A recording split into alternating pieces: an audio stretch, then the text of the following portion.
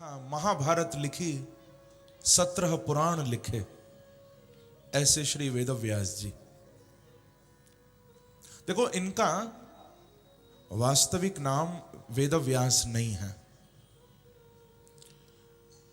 इनका वास्तविक नाम है कृष्ण द्वैपायन। वेदव्यास नाम तब पड़ा जब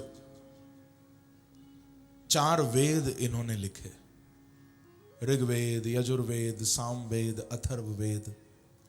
जब 4 वेदों की व्याख्या की तो वेदों का व्यास करने से, संस्कृत में व्यास कहते हैं विस्तार को, व्यास माने विस्तार, वेदों का व्यास करने से इनका नाम पड़ गया वेद व्यास। तो बहुत कुछ लिखा। मैं कथा में कहा करता हूं बंधुओं, आप यदि चाहते हो आपके जाने के बाद भी दुनिया आपको याद, मैं भी ये बात अक्सर कथा में कहा करता हूं, जिंदगी ऐसे जियो कि खुश रहो, आबाद रहो। जिंदगी ऐसे जियो, खुश रहो, आबाद रहो, तुम रहो या ना रहो, पर सारे जहां को याद रहो। जीवन ऐसा बनाओ अपना कि तुम्हारे अच्छे कामों के लिए दुनिया तुमको याद करे। आप अपने अच्छे कर्मों से पहचाने जाओ, ऐसा जीवन बनाओ। मैंने सुना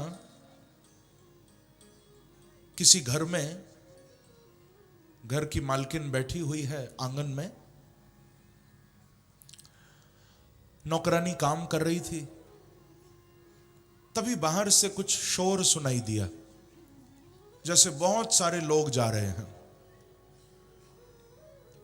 नौकरानी को भेजा कि देख के आ, ये कैसा हल्ला मचता है, ये किस बात का शोर होता है, देख कर आ। नौकरानी देखने गई। ध्यान से सुनिएगा। थोड़ी देर बाद बाहर से आई और बोली, मालकिन, कोई गुजर गया, किसी की शव यात्रा जा रही है, लोग कंधे पर किसी को रख के स्मशान लेकर जा रहे हैं। अच्छा, कौन गुजरा, मालूम चला? बोले, मालकिन, ये तो नहीं मालूम चला कि कौन गुजरा, कौन मरा, पर इतना मैं बता सकती हूं कि मरने वाला नरक में ही गया होगा। बोले, तू ये कैसे बोल सकती है? बोले, क्योंकि शव यात्रा में जितने भी लोग हैं ना, किसी की आंख में आंसू नहीं है, सब अंदर से मुझे बड़े खुश लग रहे हैं। इसका यही मतलब है कि इस आदमी ने जीते जी सबको सताया होगा, तभी इसके जाने के बाद सब प्रसन्न हो रहे हैं। जिंदा रहते हुए कोई अच्छा काम नहीं किया होगा, इसलिए लोगों की आंख में आंसू नहीं है। मालकिन बोली कि अच्छा अच्छा, ठीक है, कोई बात नहीं। थोड़ी देर गुजरी, फिर कुछ शोर सुनाई दिया। नौकरानी को फिर कहा कि देख क्या, अब क्या होता है। नौकरानी फिर गई, आई भागती हुई, बताया कि मालकिन, फिर किसी की शव यात्रा जा रही है। बोले, कौन गुजर गया? बोले, मैं उसको तो नहीं जानती, लेकिन इतना कह सकती हूं कि मरने वाला भगवान के चरणों में ही गया होगा। बोले, ये कैसे बोल सकती है?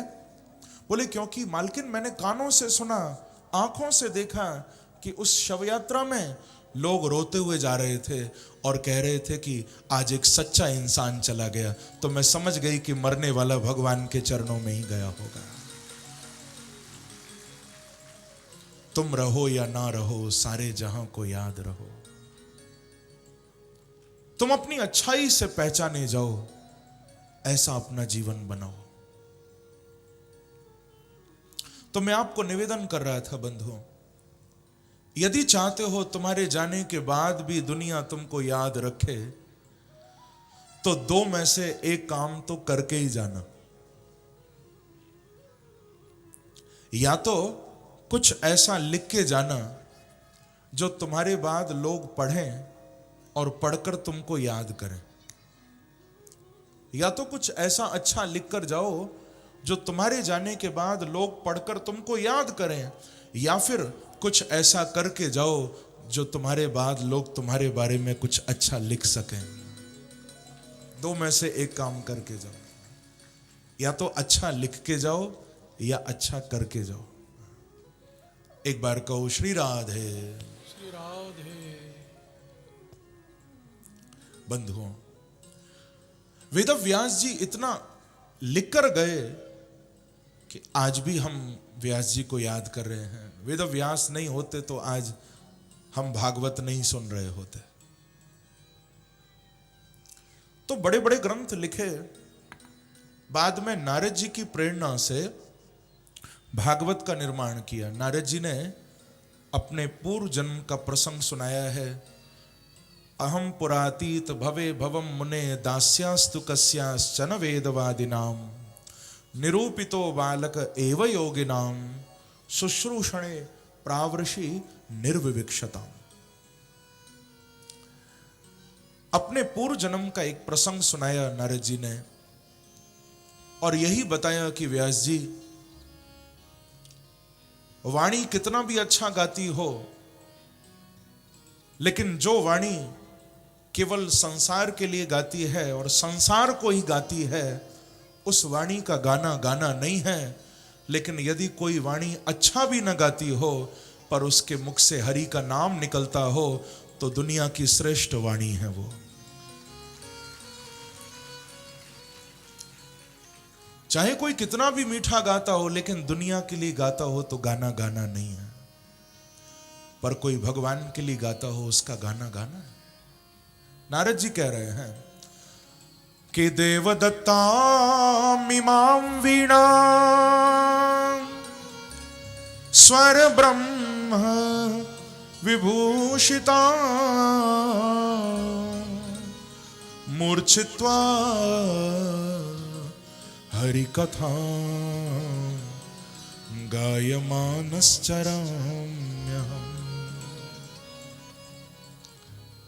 व्यास जी, मैंने तो अपने जीवन में इतना ही समझा है। देवदत्ताम इमाम वीणाम, मेरे हाथ में आप ये वीणा देख रहे हो व्यास जी, ये वीणा मैं कहीं बाजार से खरीद कर नहीं लाया। आप लोग तो जानते होंगे नारद जी के हाथ में हमेशा वीणा होती है, जिसको बजाते रहते हैं, हरि का नाम गाते रहते हैं। कहते हैं कि व्यास जी, ये वीणा मैंने बाजार से नहीं खरीदी, ये वीणा मुझे भगवान ने दी है। इमाम वीणाम, ये जो वीणा है ये देवदत्ताम, ये भगवान ने दी है। आपको मालूम है नारद जी को वीणा मिलने की भी एक कथा है। आप कहो तो सुना दूं।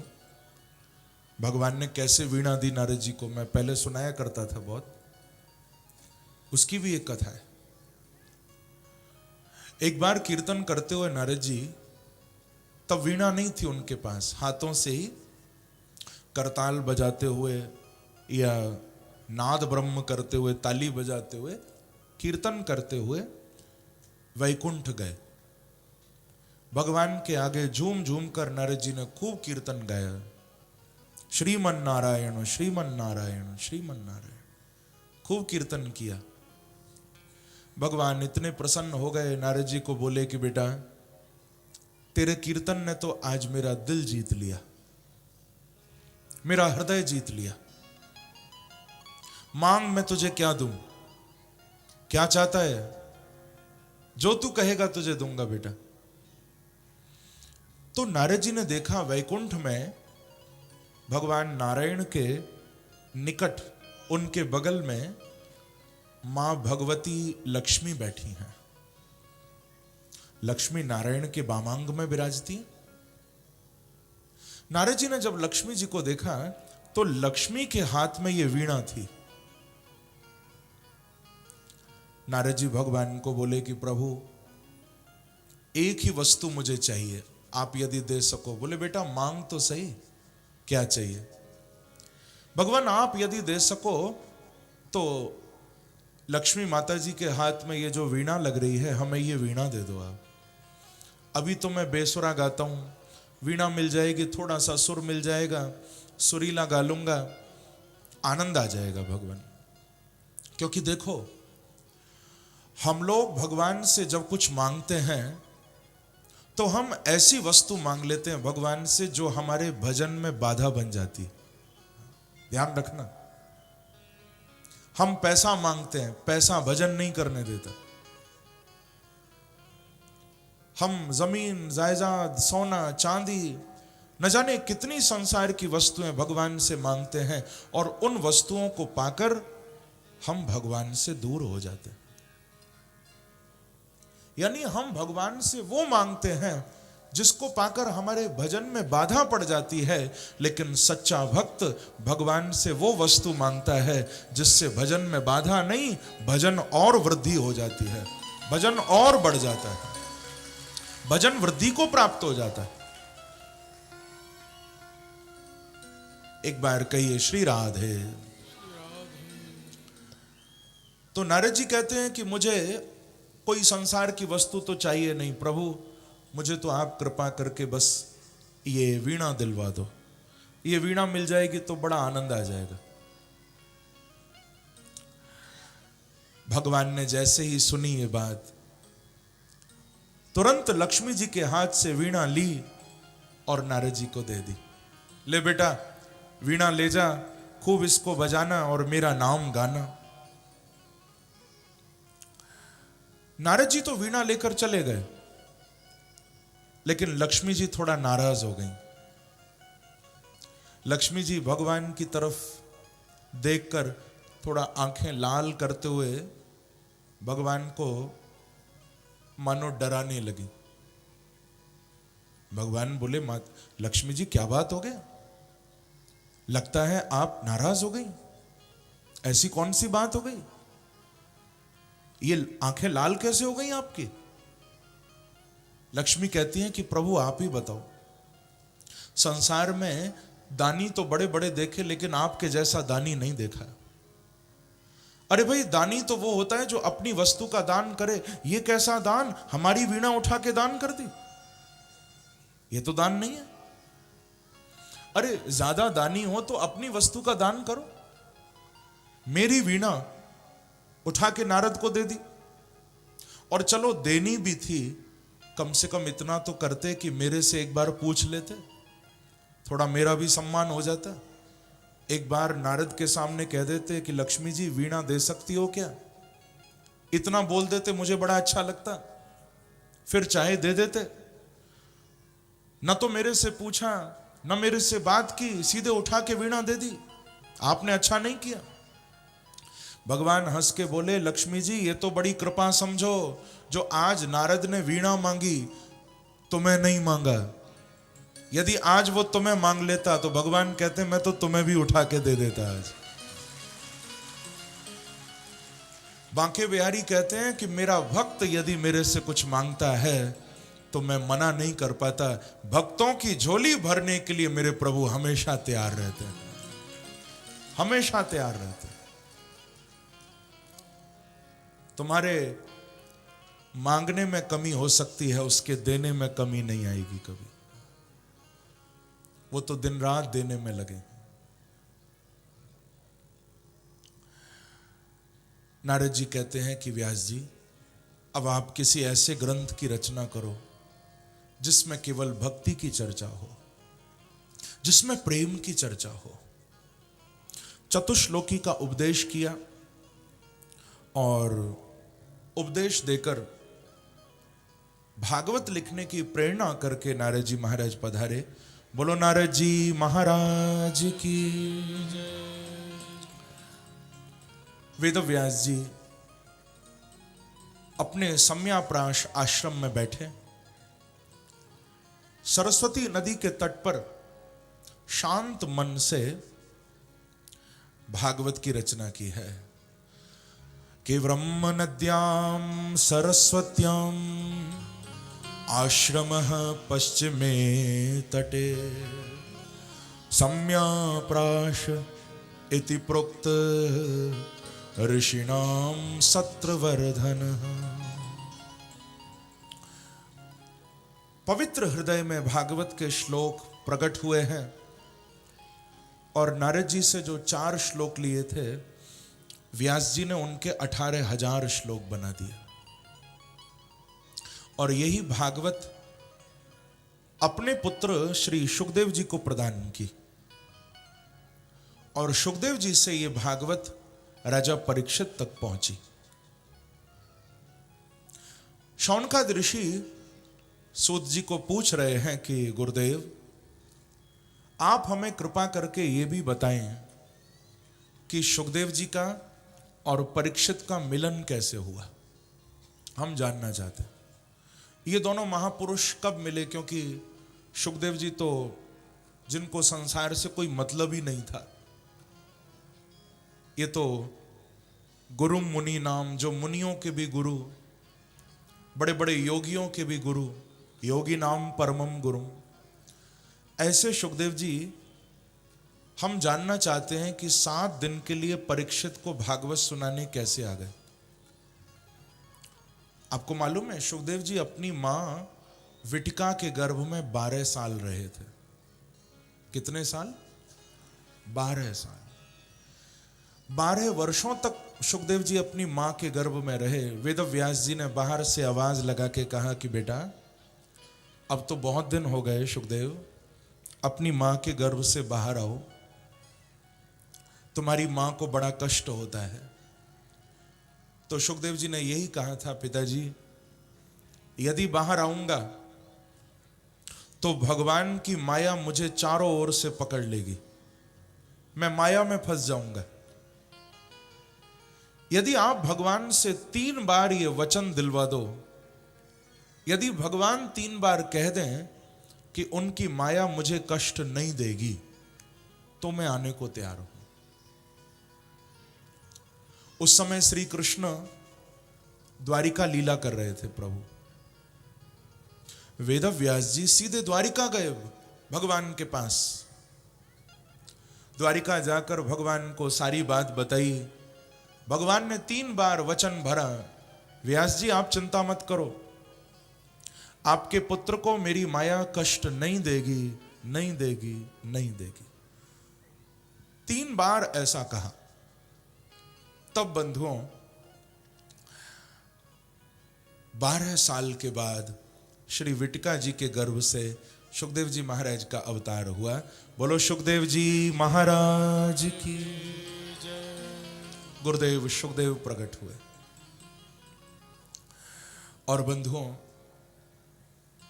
ऐसा इनका परमहंस कोटि का जीवन था कि यम प्रव्रजंतम, प्रकट होते ही वन में चले गए थे सुखदेव जी। शौनकादि ऋषि पूछते हैं कि हे सूत जी, जो सुखदेव जी माया के बंधन में नहीं बंधे, जो घर संसार के बंधन में नहीं बंधे, जो अपने पिता के बंधन में नहीं बंधे, हम जानना चाहते हैं कि वो सुखदेव जी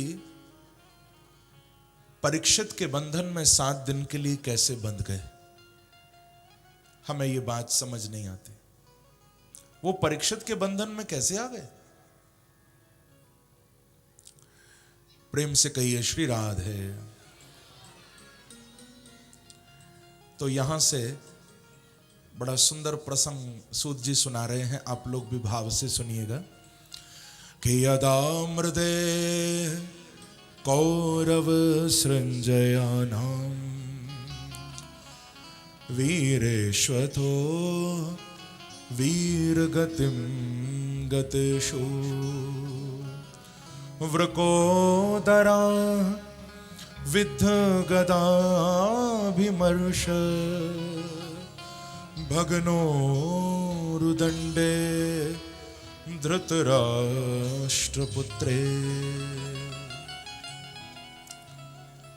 बड़ा ही प्यारा प्रसंग सुना रहे। कहते हैं जिस समय महाभारत का युद्ध लगभग पूर्ण हो गया है, देखो परीक्षित जी के जन्म की भूमिका सुनाई जा रही है। कैसे सुखदेव जी से मिलन होगा अभी हम सुनेंगे। कथा वहां से सूत जी प्रारंभ कर रहे हैं जहां महाभारत का युद्ध विश्राम हो गया, पूरा हो गया। कौरवों का विनाश हो गया, पांडवों की विजय हो गई।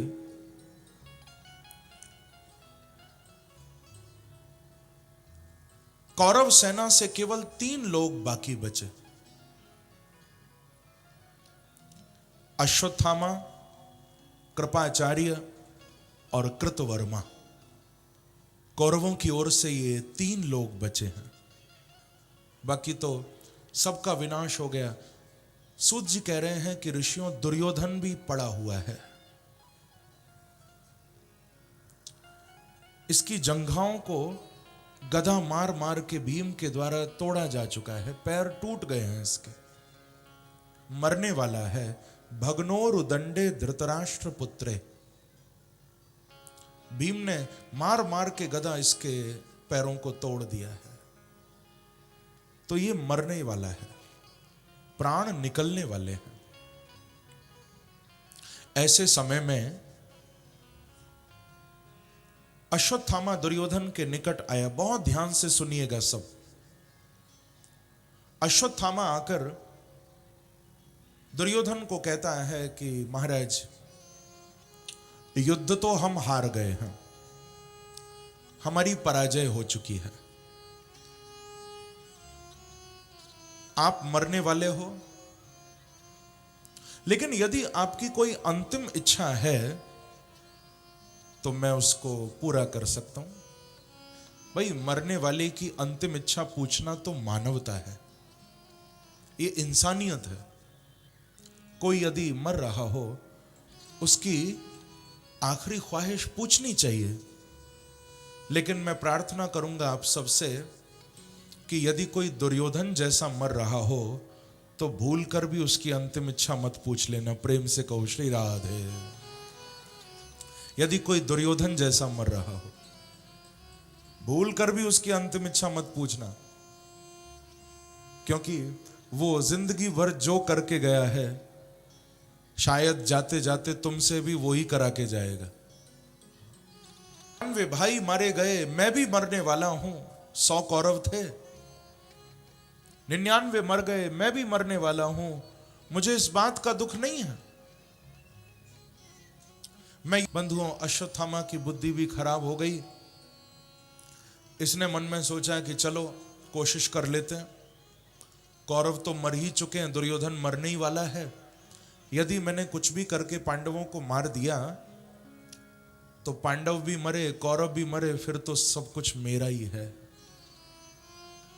लोभ इंसान से कुछ भी करा सकता है। लोभा तुराणाम गुरुर्न शिष्य।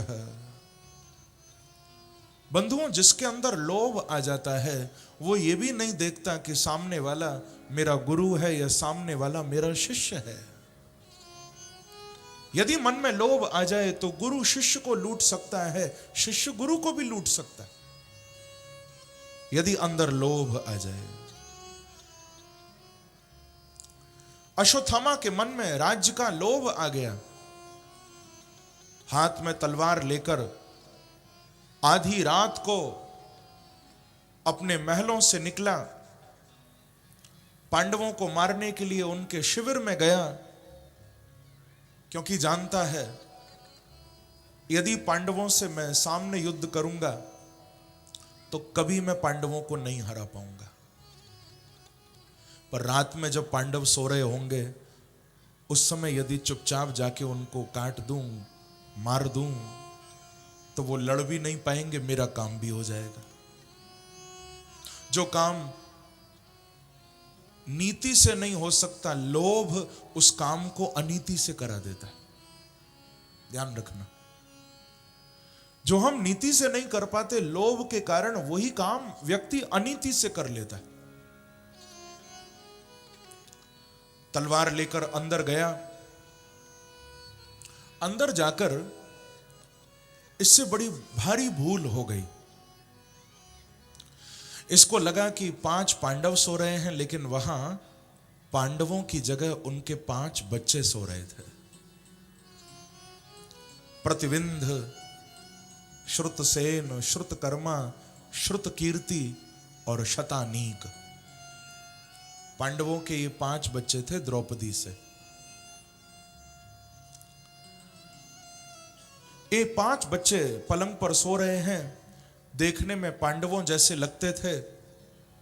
अश्वत्थामा से गलती हो गई, तलवार निकाली, रात थी, पहचान नहीं पाया, तलवार लेकर पांडवों के 5 बच्चों के सिर धड़ से अलग कर दिए, 5 बच्चों को मार डाला।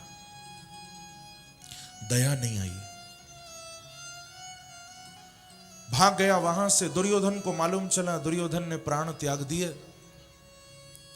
इधर जब द्रौपदी प्रातःकाल अपने बच्चों को जगाने आई, द्रौपदी ने देखा कि मेरे 5 बच्चे अभी तक सो रहे हैं, ये तो सुबह जल्दी उठ जाते थे, आज उठे नहीं, क्या हो गया? बच्चों को जगाने के लिए द्रौपदी जब शिविर में अंदर प्रवेश करती है तो क्या देख रही है? खून की धार बहती हुई आ रही है, रक्त की धार बहती हुई आ रही है। 5 बच्चों के धड़ पड़े हैं, लेकिन किसी का भी सिर नहीं है। सोचो जरा, उस मां के हृदय पर क्या गुजरी होगी कि माता शिशूनां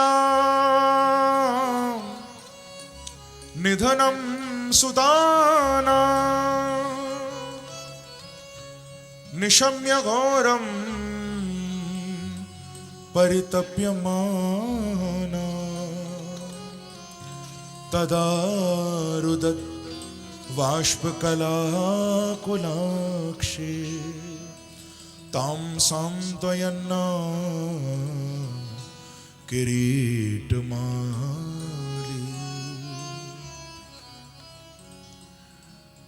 द्रौपदी पछाड़ खाकर भूमि में गिर गई, बहुत चीख पुकार होने लगी। संसार में किसी माँ बाप का यदि एक बच्चा चला जाए, माता पिता जीवन भर रोते हैं। सोचो जिसके 5 बच्चे गए होंगे एक साथ, उस पर क्या गुजरी होगी। एक बार कहिए श्री राधे। श्री राधे। पांडवों ने जब पुकार सुनी, 5 पांडव दौड़े दौड़े आए। अर्जुन ने प्रतिज्ञा कर ली, जिसने हमारे बच्चों को मारा है मैं भी उसे छोड़ूंगा नहीं। रथ तैयार किया, अश्वत्थामा को मारने के लिए अर्जुन चला। अश्वत्थामा ने ब्रह्मास्त्र छोड़ा, अर्जुन ने भी ब्रह्मास्त्र छोड़ा। बाद में भगवान कृष्ण के कहने पर दोनों ब्रह्मास्त्रों के तेज को शांत भी किया। भागते हुए अश्वत्थामा को पकड़ लिया। द्रौपदी को आवाज लगाई कि हमारा शत्रु मिल गया, जल्दी आओ। जिसने हमारे बच्चों को मारा वो शत्रु मिल गया। अब आप थोड़ा इस कथा को सुनना नहीं, देखना, आंखों से दर्शन करना इसका। अर्जुन अश्वत्थामा को पकड़ के ले आया।